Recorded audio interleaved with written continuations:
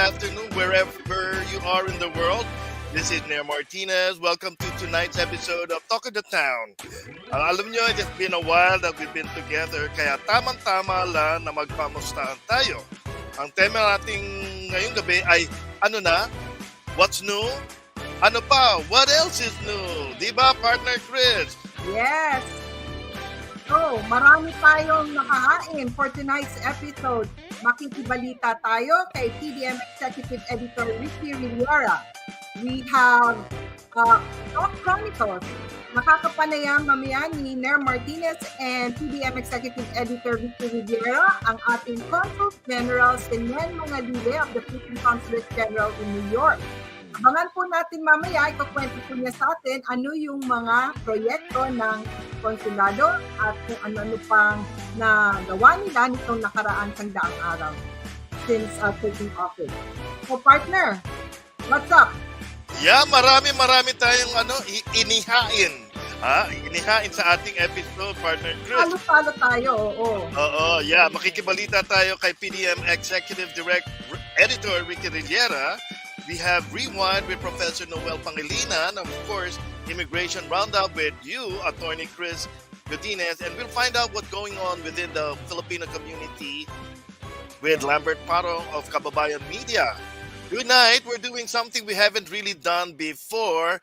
Ipapakilala natin ang buong A-team ng Talk of the Town, and we're calling them in. Tawagin natin silang lahat. Let's start with Noel. Noel, hi, how are you? Come in.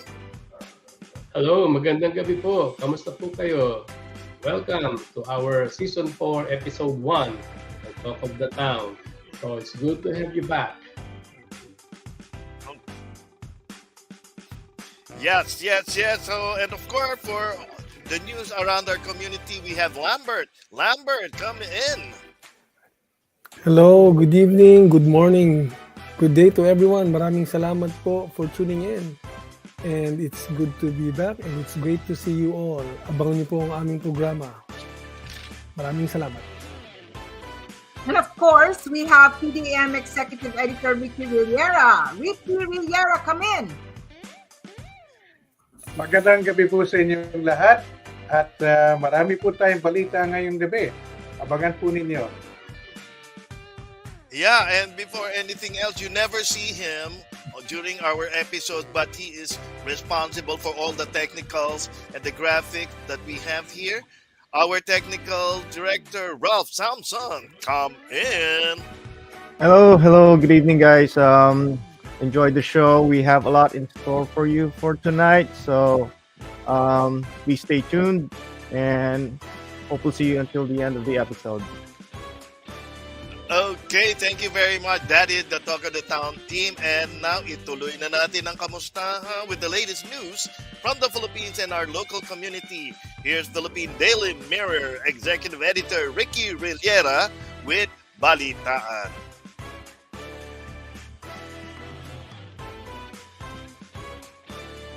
Good evening, and thank you, Chris and Nair. Now, for the latest news from the Philippines. The Anti-Money Laundering Council may freeze the assets of suspended Congressman Arnulfo Teves Jr. if he is designated as a terrorist by the Anti-Terrorism Council, according to the Department of Justice.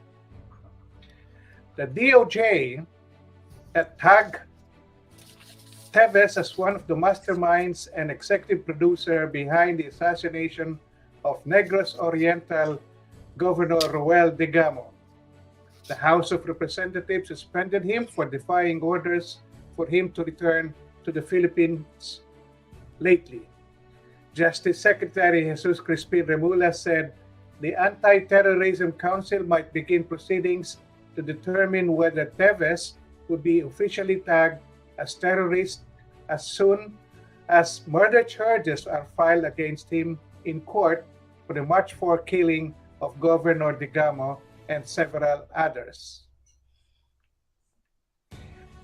Filipina financial technology leader Martha Zazon, the CEO of GCash, took center stage at the recently held Mobile World Congress in Barcelona, Spain.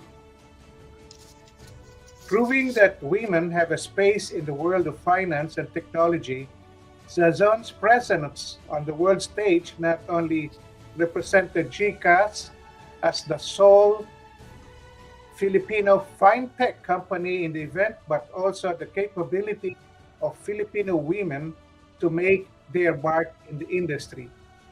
GCash, a company that was started in 2004, grew massively during the pandemic. Currently, GCash is valued at $2 billion with a user base of over 76 million. The United States Navy is set to transfer two Cyclone-class patrol ships to the Philippine Navy to further boost its capabilities in guarding and patrolling territorial waters. The USS Monsoon and USS Chinook were officially decommissioned in a ceremony held in Bahrain on Tuesday, April 17, after 28 years of coastal patrol service.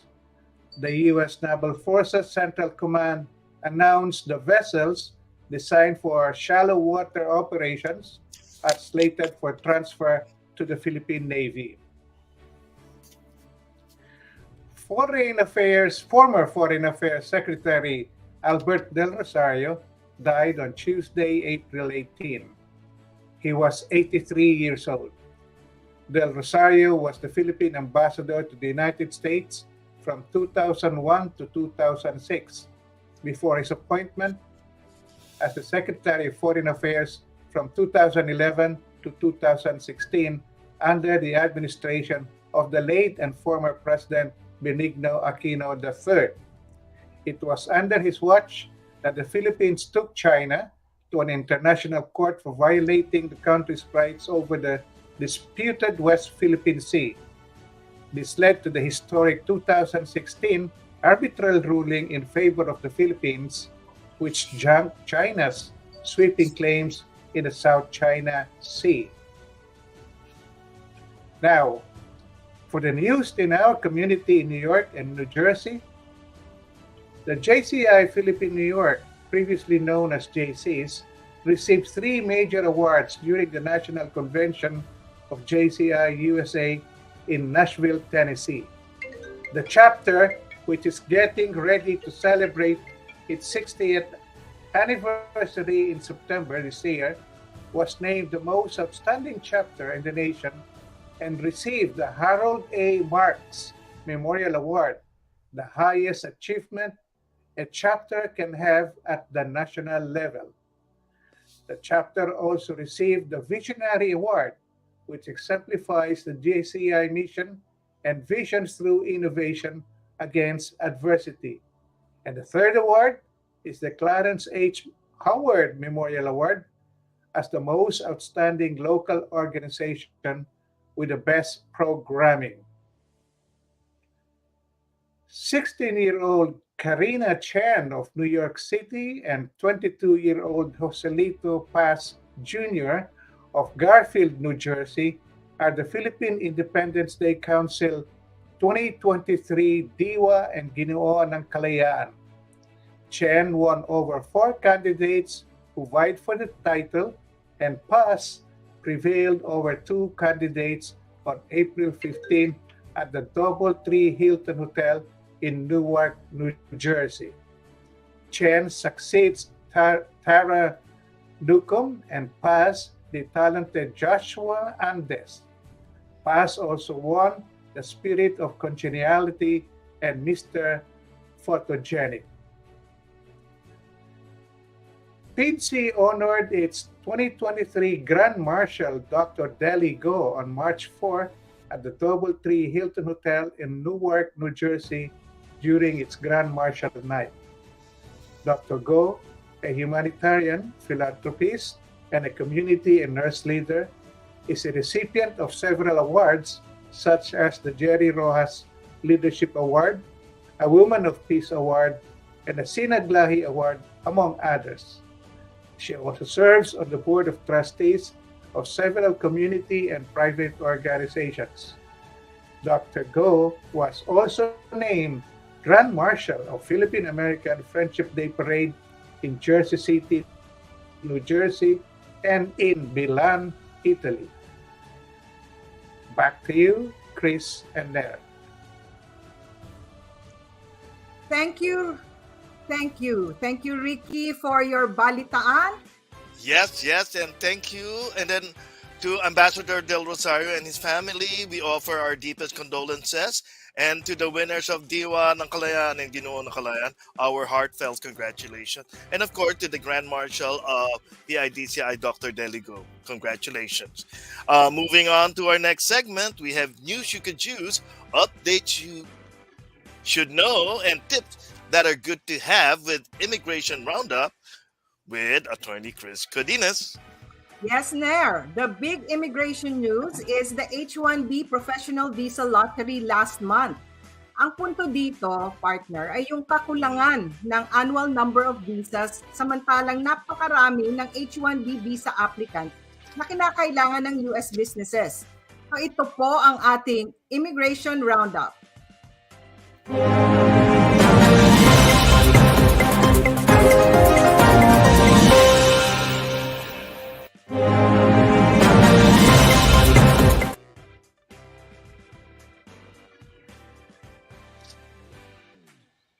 Cue slide. Alright, so ito po ang immigration roundup natin. Plan B if not selected in the visa lottery for H-1B. So what's the next step? You know, the most important update for Filipino professionals who want to work in the US is the H-1B visa lottery last month. So what is the H-1B visa? It allows highly skilled professionals from all over the world to work in the US for a temporary period. This visa is frequently used to bring in teachers, engineers, accountants, healthcare workers like nurses, physicians, or physical therapists. It is the most sought after working visa because under immigration law, it is relatively easy for the foreign worker to transition to green card status. Unfortunately, there are only 65,000 visas available for a given year to those with a bachelor's degree or its equivalent. There's also another 20,000 visas available only for those with a US master's degree. So the thing here is that it's usually 2 or 3 times more applications that the USCIS receives vis-a-vis a limited number of visas. So there is such a thing in immigration law as our own version of March Madness. During the month of March, the H-1B visa lottery is held by or conducted by the USCIS office. This is when they select a limited number of visas to be processed in a given year. So, what's the plan B when you're not selected in the H-1B visa lottery? So let's look at US visa alternatives for those not selected in the H-1B visa lottery.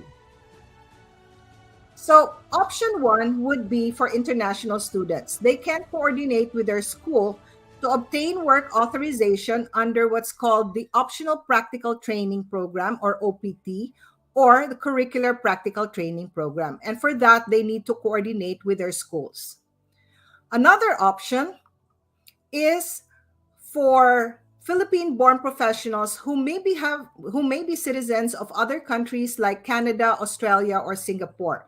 In this case, they may qualify and obtain certain types of professional visas like the TN, the E3, and the H1B1 visas. Philippine-born physical therapist, however, who is a Canadian citizen, may actually qualify for a TN visa, or a Philippine-born teacher who is an Australian citizen might qualify for an E3 professional visa.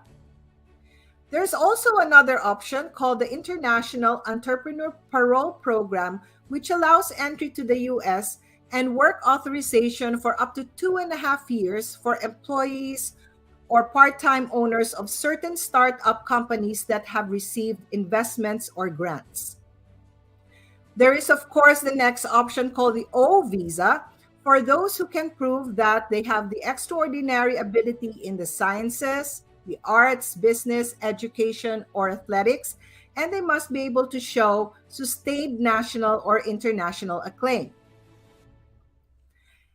Next option is the trainee visas called the H3 and the J1 visas. And this is good for companies that have established training programs. If none of these temporary work visas are available or appropriate, there's always the green card option. The green card sponsorship may actually be the best way to employ a foreign professional. This usually entails obtaining a foreign labor certification from the U.S. Department of Labor to ascertain that there is no available U.S. worker to take on the job opening. So, if you're not one of the lucky ones selected at the H1 visa lottery, not all is lost.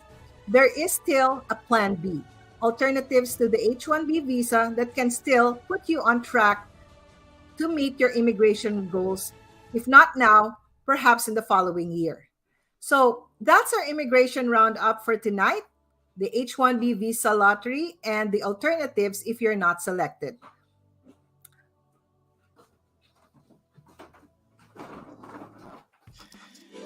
Partner, looks like the immigration outlook for foreign professionals is still promising. Don't lose hope. And if there are any immigration topics you want us to tackle in the show, please email attorney chris at pinoylife.net. Okay, we are coming to the portion of the show that very exciting. Yeah. Chris. Okay, we're now onto the centerpiece of our show. This is what we call the Talk Chronicles, where we feature special guests on our show.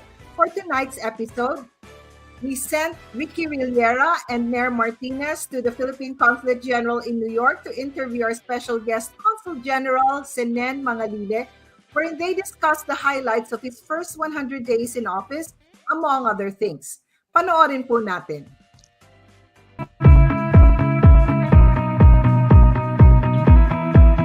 Good evening, ladies and gentlemen. We are here at the receiving room of the Philippine Consulate General, and we are privileged to have with us as our special guest Consul General Senenti Mangalile. It's almost 100 days already. Your first 100 days in office. What's your take on your 100 days, and what have you done? What have you been doing? Yeah.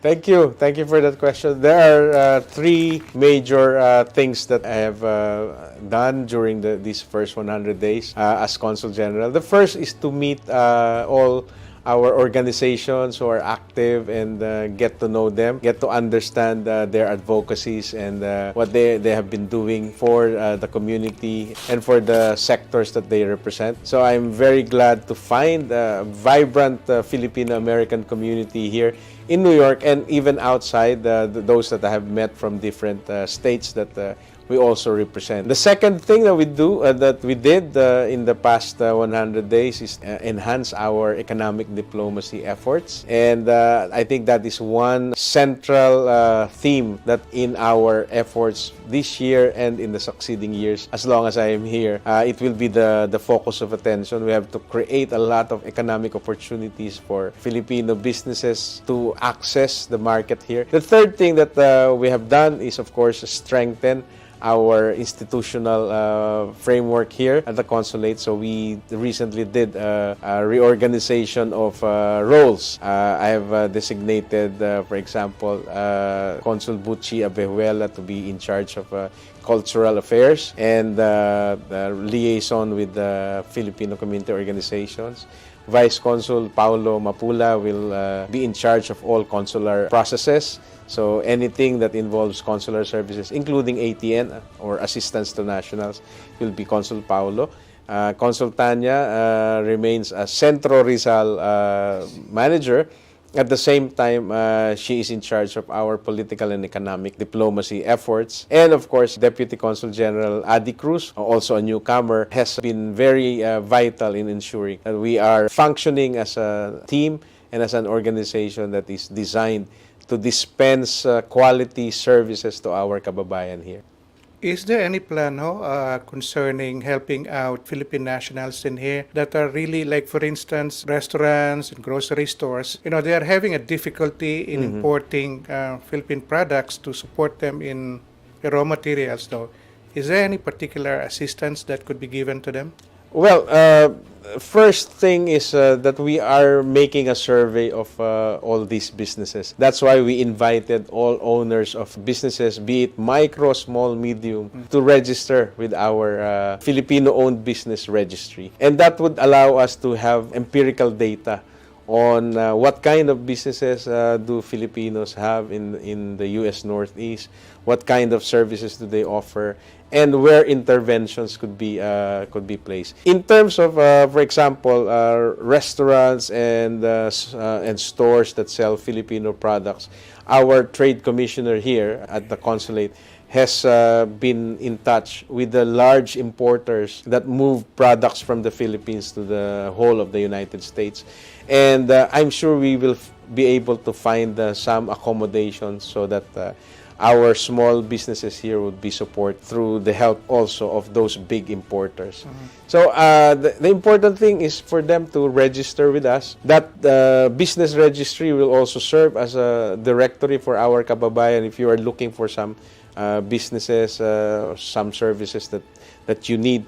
Why go to to the other communities if our own community members, our own kababayan, have the same business? There is a lot to be done to support these small businesses so that not only would they become viable, but they would have the opportunity to expand. There's so much red tape happening in the Philippines, though, which delays their delivery of the balikbayan boxes. Do you have any thoughts about that? Well, the right thing to do in any instance when you encounter red tape is to speak out and report. What the consulate can do, of course, is to elevate that concern to Department of Foreign Affairs in Manila, who in turn will contact relevant government agencies and offices.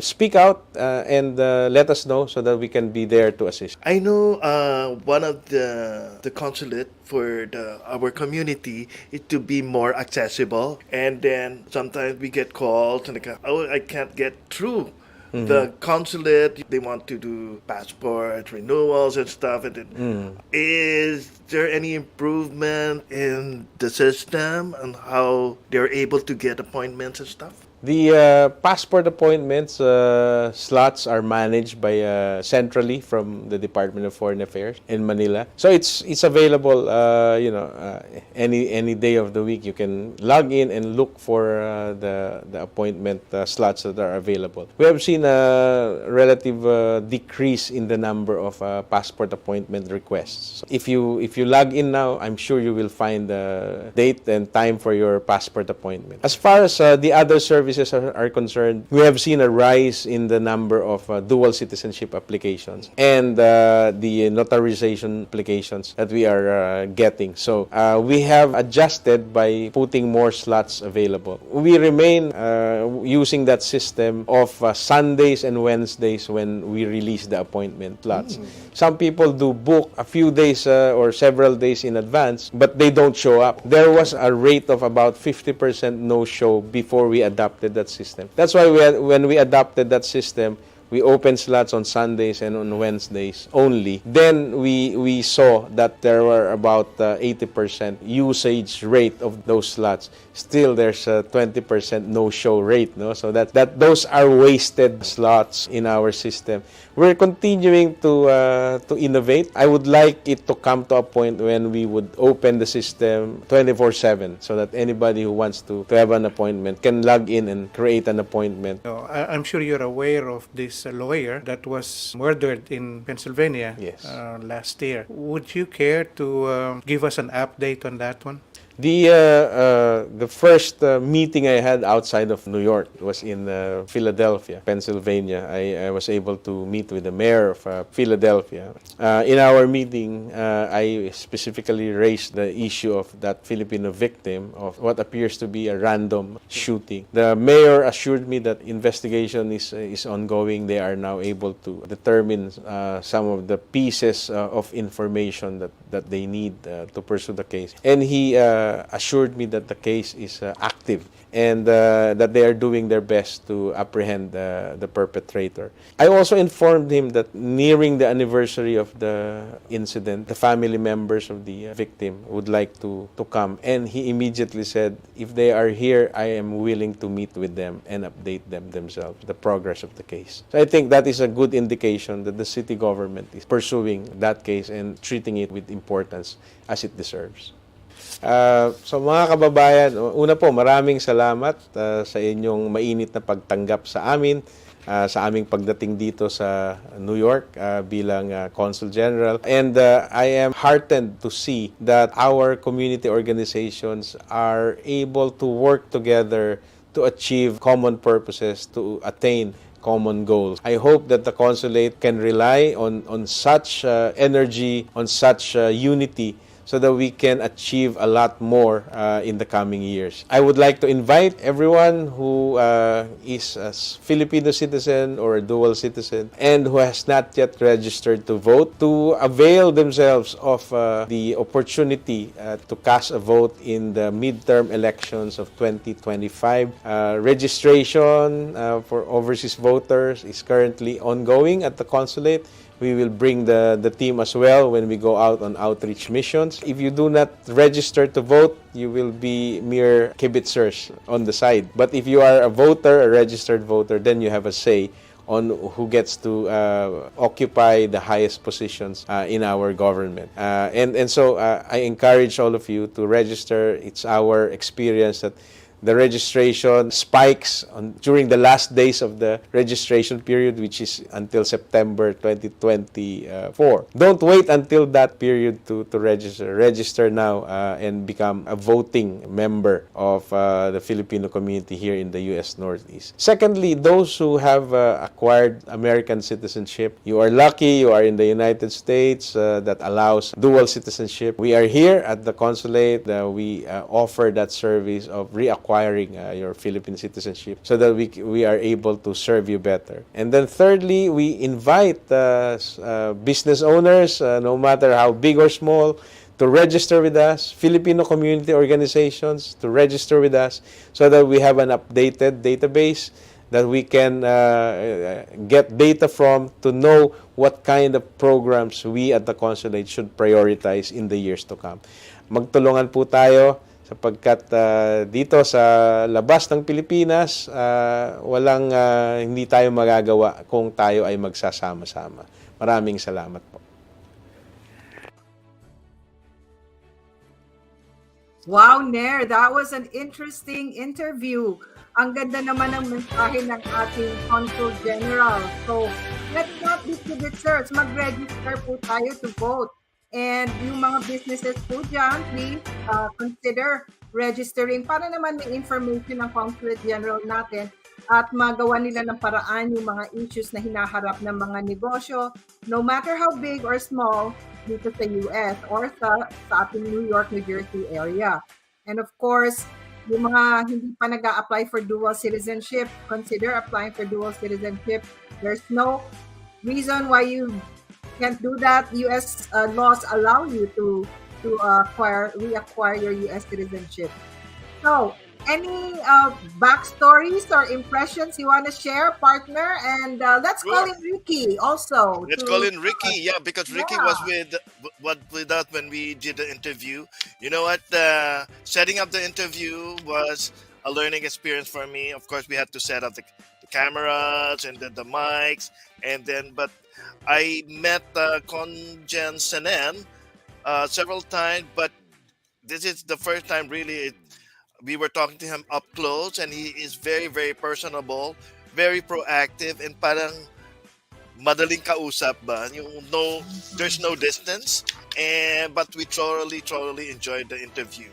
Ricky, what's your impression? Di ba enjoy naman tayo with Conjen?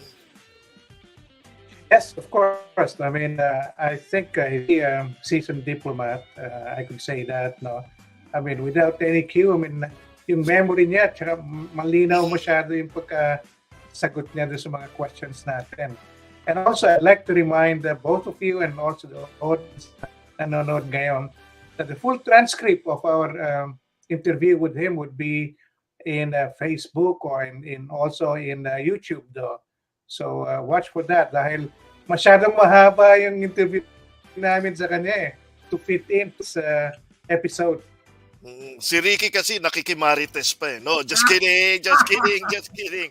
But for the full transcript, like Ricky said, it's available on our website, www.pinoylive.net, or on our Facebook page at facebook.com/pinoylive.net, and of course on our YouTube channel, youtube.com/pinoylifenet.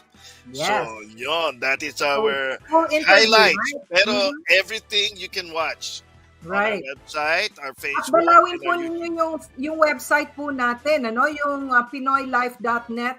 We have all the episodes of Talk of the Town there and our other program called Usapang Philam. There's content that's relevant and important to our Filipino community there. Please do visit our website, pinoylife.net. So, Nair, so dito That's naman right. tayo sa ating mga sponsors. Oh, yes. Maraming salamat sa ating sponsors. Of course, our sponsors, we have Philippine Daily Mirror. It serves as our PR arm and our news arm. Lead Consulting, and of course, Design District Studios, our broadcasters, and Kababayan Media with Lambert Parong, and of course, the law office of Attorney Chris Godinez. So, don't forget to like, subscribe, and tama ba? Like, subscribe, And share. and share, of course, and share. Sharing. Yeah. So, now, thank you once again. So, if you want to be a sponsor, or if you want to be featured on our show, please just write to us. Yes. Kung may mga happening po yung organizations ninyo, please send us an email, info@pinoylife.net, or put down a comment or message on our Facebook page. All right? So, Yep. moving on. All right. Kaugnay na rin ng ating kumustahan ang pagbabalik tanaw sa kasaysayan ng ating inang bayan. Lalit. Yes. College of Mount St. Vincent Professor Noel Pangilinan will share historical flashpoints in the long and often troubled relation between the U.S. and the Philippines. Here is tonight's Rewind.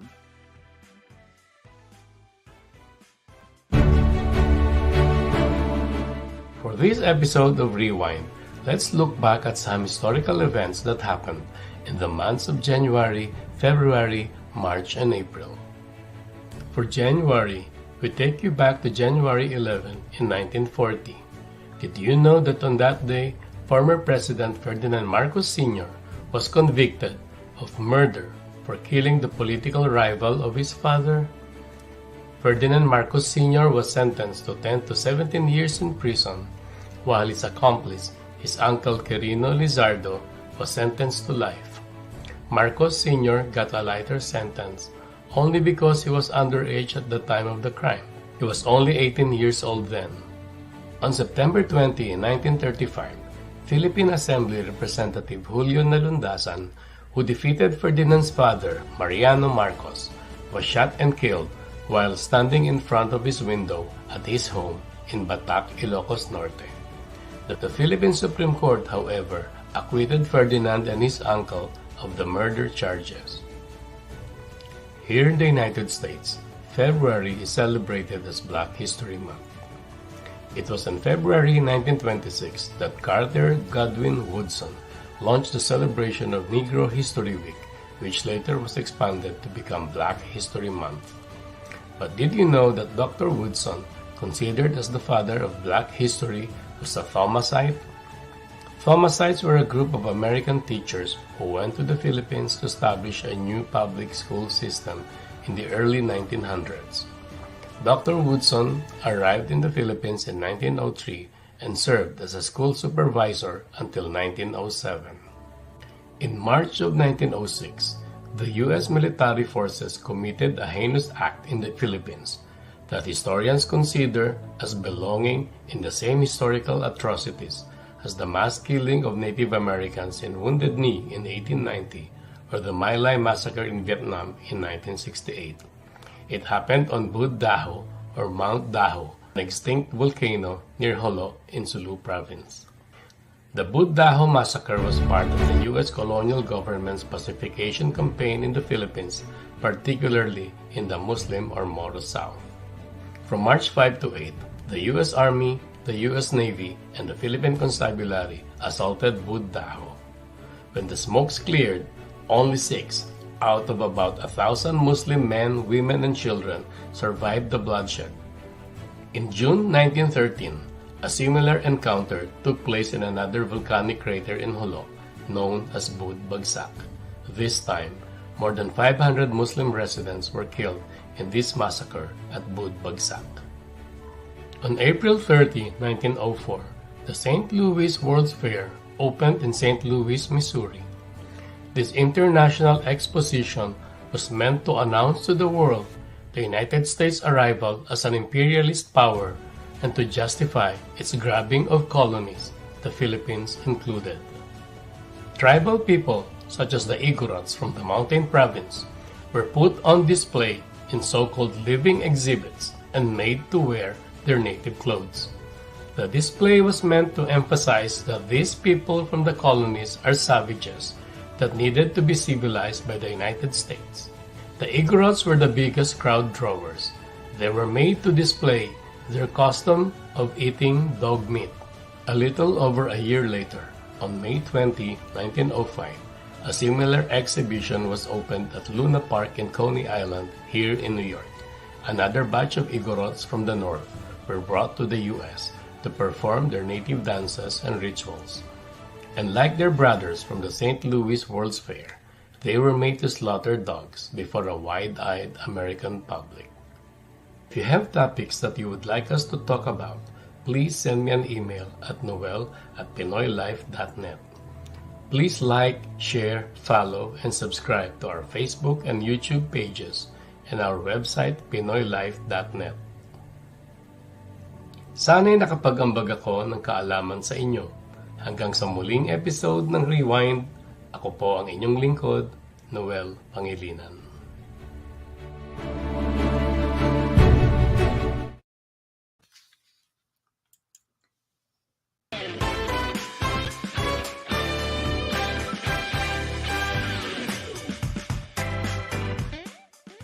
Okay, thank you very much for that rewind segment, Professor Noel.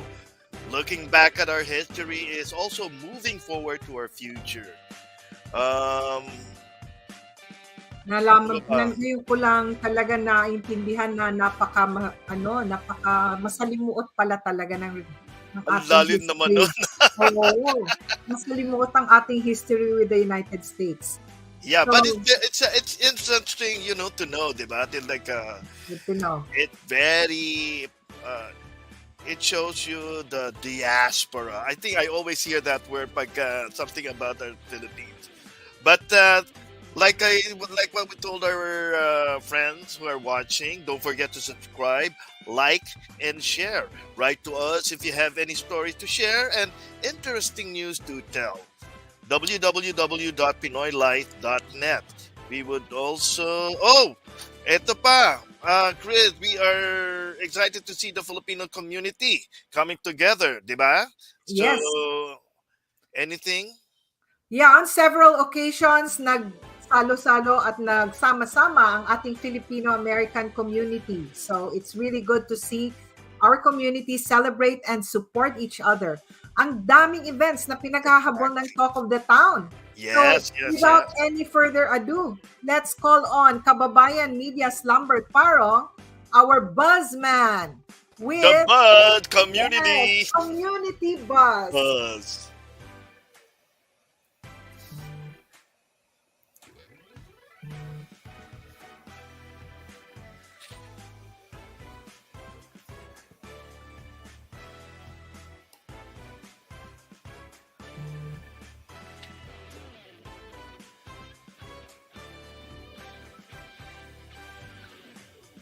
Hello everyone.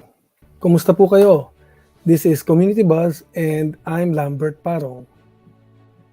We begin with recent events in our community. Alright. The Philippine American Friendship Community, or PAFCOM New Jersey, had its turnover ceremony and induction of officers. Hold on, sorry.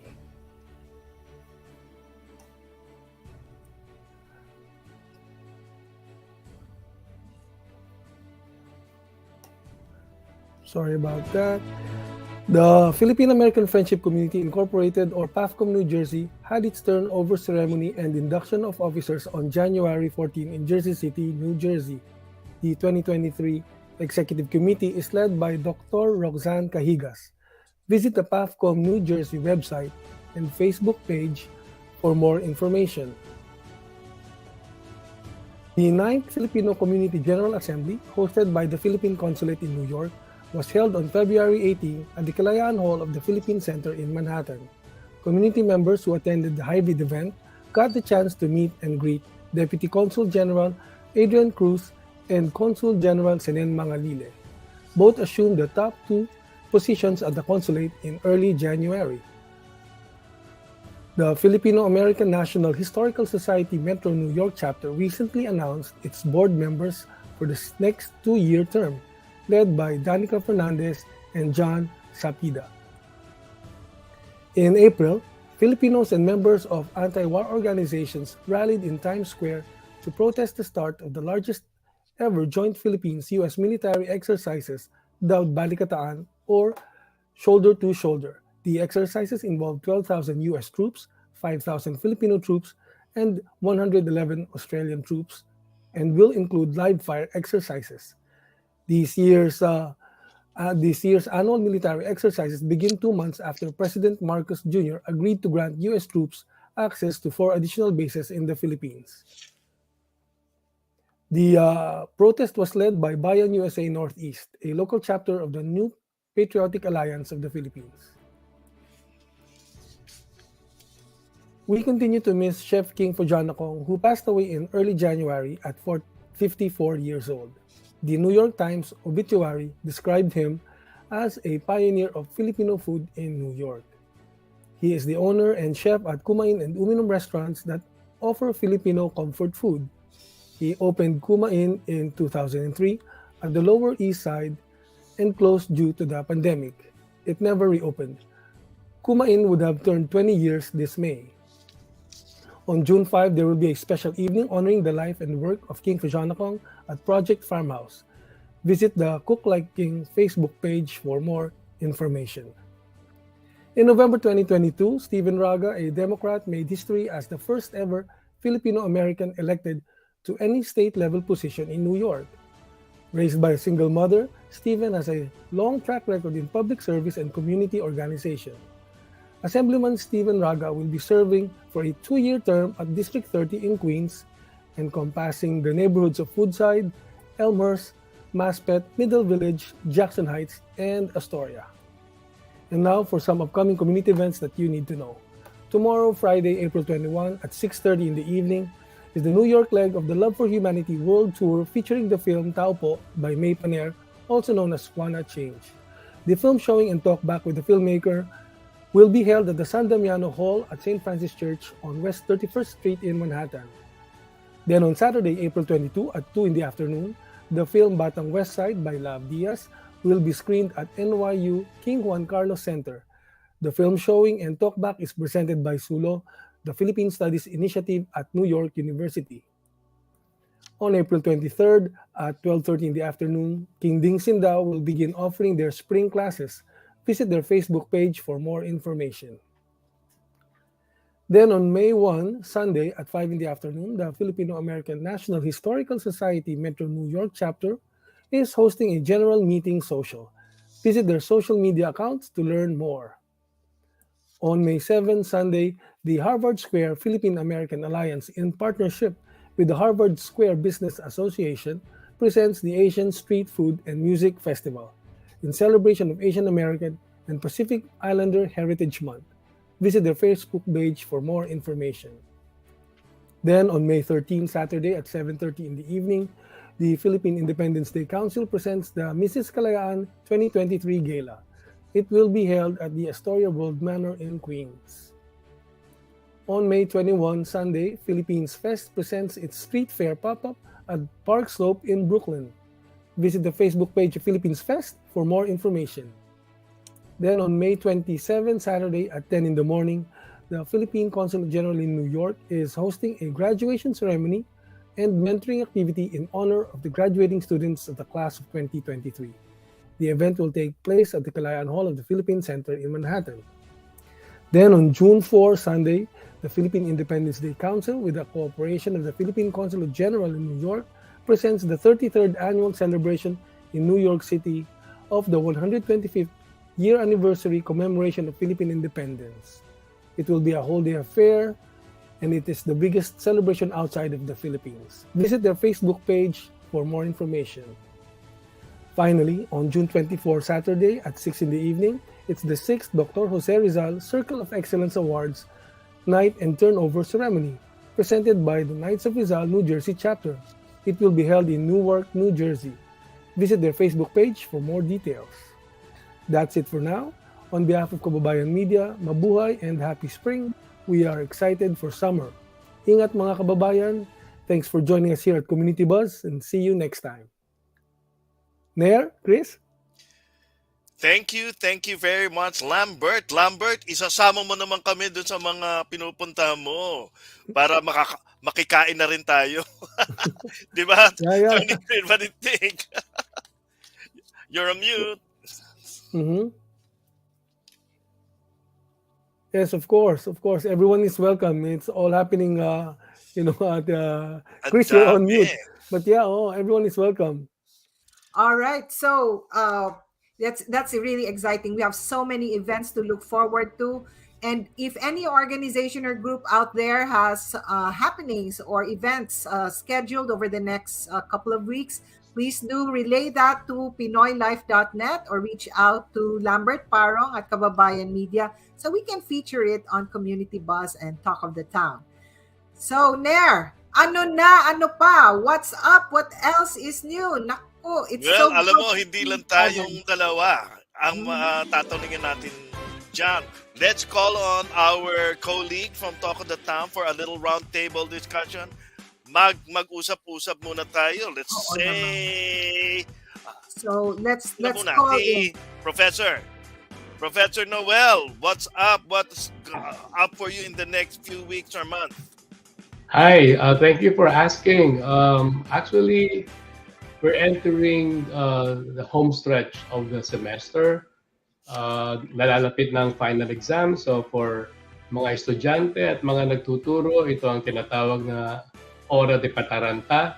Yung mga estudyante natataranta na sa pag-ahabol ng mga papers, at yung mga guro na nagtuturo, nag-ahabol naman sa pag-check ng papers, pag-compute ng grades, at pag-prepare ng exam, at pagbabasa ng mga papers na sinasubmit ng mga estudyante. So it's going to be a busy few weeks for most of those who are in the academy.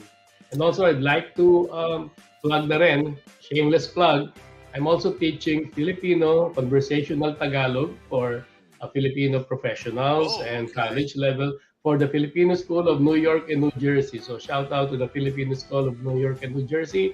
So please visit our website and our Facebook page, Filipino School of New York and New Jersey. Professor, quick question. You mentioned College of Mount St. Vincent. Where exactly is College of Mount St. Vincent? Is it near the Bronx? It's in the Bronx. The College of Mount St. Vincent is in the Bronx. It's in the northern part of the Bronx, Riverdale. It's actually, in a way, paborito ng mga Filipino American families, especially dito sa New York, because aside from having a very good nursing program, it is the alma mater of former President Corazon Aquino. That's right. Graduates the former President Corazon Aquino. And the school is very proud to have a Philippine Studies Minors program, the only one in the Northeast, Philippine Studies Minor program. The school is very proud and very supportive of that because of President Cory Aquino. Correct. And there's also a big Filipino community in that area, right? Yes, because there's a lot of hospitals, nursing homes, senior citizens in that area. So a lot of working Filipinos there. Yes. Matawagin naman natin Si Balitaan, Mr. Philippine Daily Mirror Executive Director Ricky Rillera. Ricky, Yes. so what's going on? What are your plans for the next few weeks or months? Alam mo naman, ang daming balita riyan na hindi natin pwedeng kaligtaan. Ano? And in fact, by June 1st, merong flag racing tayo sa Albany. No? I think, kung makakapunta yung mga kababayan natin doon para naman makita nila na ang ating bandila or watawat na sinasabi ng ating kaibigan noon maire-race doon, I think for the first time. Raise the flag. Yeah, Yes, June 1st. imagayway ang bandila ng Pilipino. Okay. Yeah. Yan ang breaking news ng Balitaan. May flag Alright. racing pala ng June 1. So let's talk to Lambert. Lambert, I know you mentioned a lot of the activities, but for you, what's up for you in the coming weeks and months maybe? Family or something? Katulad ng sabi nga ni Ricky talaga, ang daming nangyayari sa community, and there's new places or restaurants in Manhattan that are thriving, no? Like Gugu Room in the Lower East Side, it's celebrating its 1 year this coming May. So visit Gugu Room on social media and then visit the restaurant. And then there is Calle, also in Lower East Side. It just opened in November. It's on Broome Street. And then another Filipino that just opened this March, a Filipino restaurant, is Choli. It's on West Houston and by the corner of LaGuardia Place. So, of course, you have the other Filipino restaurants in the city, Tradicion. They also have an outpost at Urban Hawker. You have Bilao, Grill 21, Mama Finas, and Cabecera Cafe, which also has a new outpost now in Canal Street Market or the food court there. So, and all these things, ang daming talagang pwedeng mapuntahan, madaming nangyayari. Ang Damayan migrant workers din, they just had the turnover of a new executive director, si Ria Ortiz. And then, of course, Kababayan Media also would like to extend our condolences to the family of former Secretary Albert Del Rosario. That's true. So yeah, That's right. Thank you. Maraming nabanggit si Lambert na mga Filipino restaurants in the New York, New Jersey area. I was just wondering, so has Philippine cuisine arrived? It's now making I think so. Yeah. waves around the community and not just within the Filipino community. What are your thoughts, guys? Yeah, well, I happen to be a fellow for the community ethnic media, and I've interviewed several of them. And ang na-find out ko nga, na there are those na, kasi nangyari ang COVID, and some of them really suffered. And some, nag-float pa rin sila. Especially doon sa Jersey City. I mean, ang dami ring umalis na doon sa area, madami nagsara, pero madami ring dumating, But one interesting note na nakita ko was that yung mga over 45 years old na may-ari ng mga businesses, medyo pragmatic and very cautious sila sa pag-approach ng business, pero yung mga under 45, The younger ones. the younger ones, talagang risk takers, sige lang ng sige. And then meron ding digital learning gap between the oldies and the younger ones. And yan yung mga nangyayari sa mga businesses natin ngayon. Hindi lang sa restaurants, of course. And yung report ko nga, I think it's coming out tomorrow. Yung second report, nandun yung mga restaurants na nabanggit. And then on the final report, doon ko i-discuss yung mga problema ng mga business owners dito. Interesting. So we have a lot also for our upcoming episode. And of course, shameless plugging na rin. Like, of course, the June 4 is our Philippine Independence Day celebration, 125th anniversary Wow. for Philippine That's gonna be big. independence. And we are going to have a banner year. We have so many things lined up for the parade. And if you stay tuned for www.pidci.org and our Facebook page, PIDCI Official, as well as on Instagram, we are also PIDCI Official. We are going to tell you who our special guests are and what we have planned for you for June 4. Yan, marami. That's why we're kind of busy. Hindi lang kinda, super busy. Talagang busy, no? Yes, Yeah. yes. And isa pang nakaka-busy these days is the fact that a lot of foreign health workers are needed in the United States. Yeah, No? yeah. Kahit saan kang hospital or skilled nursing facility, they will always say that they are understaffed. So watch out for some more content from Pinoy Life and the Law Office of Cristina Godinez, yours truly. We will be sharing information on immigration options for foreign healthcare workers. It's good to understand what the process is. It's not simple, but it can be done. And there is really a huge need for nurses, caregivers, and other allied healthcare workers in the United States. So consider learning more about this and taking the time to understand what the whole process is about. So come and visit the website, pinoylife.net and CristinaGodinez.com. All right. So, ano pa? I Uy, think let's not forget our technical director. time to call in Magpakita ka. Ralph. Yes, come on, Magpakita Ralph. ka. Baka meron kang Hello. ipa-plugging. Hi, hello. Good evening, guys. Hindi lang yung mic at saka yung mga plug natin doon sa Technica. Baka may pa-plug ka rin. Yes, I just want to promote our website. Just after the show, go to pinoylife.net. We will be updating the website, and of course, you can catch us at Apple Podcasts. You can go to your podcast app and search for Pinoy Life. We're there as well. Subscribe. What else? And of course, on our Facebook page at pinoylife.net. So that'll be it. And for On you, there. consider more content. Now, if you like the Yeah. content that we are sharing, please consider supporting our program. Yes, yes. Contact us. Any form of support will be much appreciated so that we can continue bringing the news, useful content to your homes. Mhm.